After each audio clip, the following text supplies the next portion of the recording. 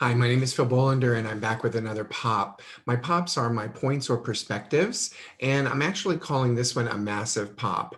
It's been a little while since I've done a pop. This pop is actually going to be massive because it's going to reflect on October. And October is when we celebrate not only the global diversity awareness, but we also celebrate the LGBTQ history. So for those of us who are in the diversity, equity, and inclusion space, this is a really, really big month of the year for getting a lot of attention, awareness, and acknowledgement, acceptance, if you will. So what I'm going to do is I want to share with you my massive reflection on the month of October and some of the events that I was involved with. And I had different roles in these events. And what's important about these events is every single one of these events was all about increasing awareness and increasing acceptance. And so thank you to those of you who invited me to be a part of these events and these experiences. And I continue to believe that they change minds and change hearts. So one event that I got to be a part of is the UTSA College of Business had an LGBTQ panel discussion, and I got to be one of the panelists and meet with graduate students virtually from UTSA's College of Business, and that was really exciting. That's the first time they ever did it. They did an outstanding job with it, and I was really happy to be a part of that. Another is I'm now a part of the Master's Leadership Program of Greater San Antonio. I'm in class number 17, and we had our retreat kickoff again virtually this week.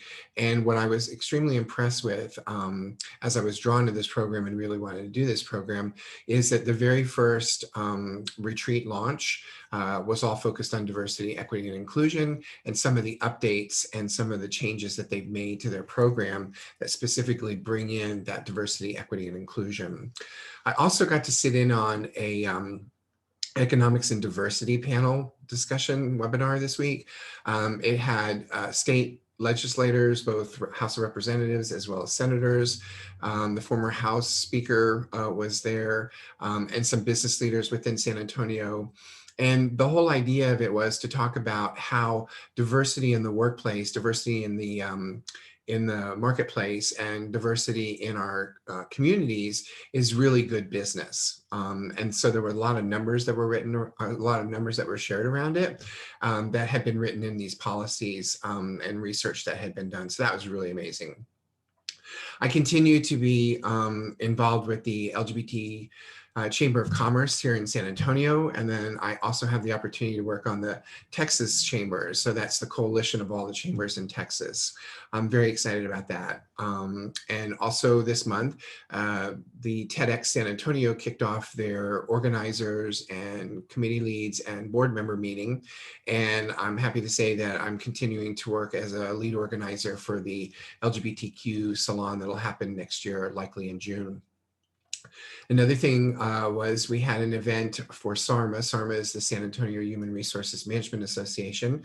I serve as the Director of Diversity, Equity, and Inclusion. And we had an event that was focused on global diversity awareness this month. And what was really outstanding about that was during the course of the program, the president of SARMA's local chapter realized that the title that I previously held in that role was Diversity and Inclusion Director, and it was actually updated to be diversity, equity, and inclusion. So changes do happen, and they happen in really, really big ways and small ways and all ways. Also, I was involved with the National Coming Out Day event that took place virtually. That was hosted by not only the San Antonio LGBTQ Chamber, but also the Texas Chambers, and then also Bexar County. So thank you to all of you who participated in that. And as a board member of the Chamber, it was really exciting to get to see so many people share their stories. Continue to be on podcasts, continue to be interviewed. In fact, I've also brought some from previous years onto my social media and shared those because they're pretty significant. Some of them, you know, my coming out story in my corporate experience, and then also I've written about my personal coming out story now. So both ends of the bookshelf have been taken care of, if you will. I've got the bookends. I'm also involved right now in delivering an HR training program to some individuals here in San Antonio, and the material, I'm actually delivering the material that somebody else wrote, and I have to tell you, it's amazing material because there is a really, really excellent focus on diversity, equity, and inclusion throughout this program. So getting to do that, and I can see that there's change again. The change in minds, change in hearts, and people are seeing things differently through that. Also continue to write for the Goodman Project. My very first article about coming out was published on Goodman Project, and it continues to get a lot of attention, and I'm really grateful for that. And then a big highlight of this month was my first article ever was published on entrepreneur.com, and it was my story of coming out in my career. And for it to go on Entrepreneur, that was a pretty big deal. So pretty excited. So the reason I share that with you is because there's a lot of activities and a lot of effort, a lot of events, a lot of experiences that are focused on diversity, equity, and inclusion that I, as one person, am involved with. And, it's that ripple effect. So I'm one person and it ripples out, then there's other people, it ripples out. So it's all about creating this awareness. And then again, the acceptance that comes with it. So what I love about working in the diversity, equity, and inclusion space is that I worked my entire career for 35 years as a corporate employee, and now for 3 years as an entrepreneur, business owner, focused on diversity, equity, and inclusion, not only as a member of the LGBTQ community, but then also as an ally for other groups. So women, people of color, age, right? And all these other areas, I've been able to be allies for them as well. So getting to be a part of a community and then also be a part of a community as an ally for others is very, very exciting for me. I really, really love where I am with all of that right now. So diversity is simply the differences that we have. And what's really great about it is that there's this dynamic dichotomy that happens that while we learn about what we have that's different from each other, we can also find out what we have in common. And through those two views, those two lenses, I think we develop much stronger relationships. And then equity, simply put, is fairness. Are people being treated fairly, not equally, fairly? So, when we look out and we look at the communities, are those communities all being represented appropriately? And then inclusion is always for me about belonging. Am I being invited? Do I feel like I belong there? Do I feel welcomed, etc.? And so those are all very important. So for me, what came out of all of these events, all these experiences this week, was this phrase that said, it sort of embodies it all for me, and I'm working on how to communicate this out beyond this video. So it's change minds, change hearts, and then there's this reciprocal relationship between that. So whether you change the heart first or the mind first, the idea there is change the mind, change the heart, change the heart, change the mind. And it's about changing the heart and changing the mind in such ways as to create a momentum, an interest, and an intention around doing the right thing.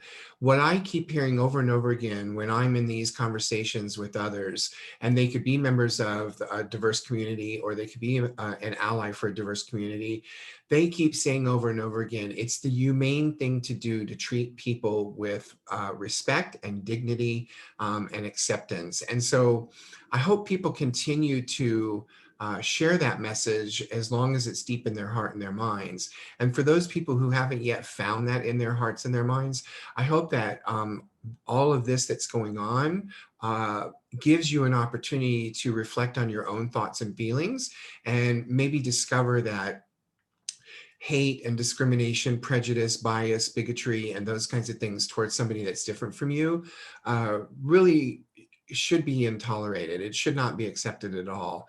And so I hope that you can find your way to that if you're somebody who's listening to this by chance and realizing that you do have biases and you do have prejudice and you do have bigotry against others. Because the reality is being humane is much kinder, much, much kinder.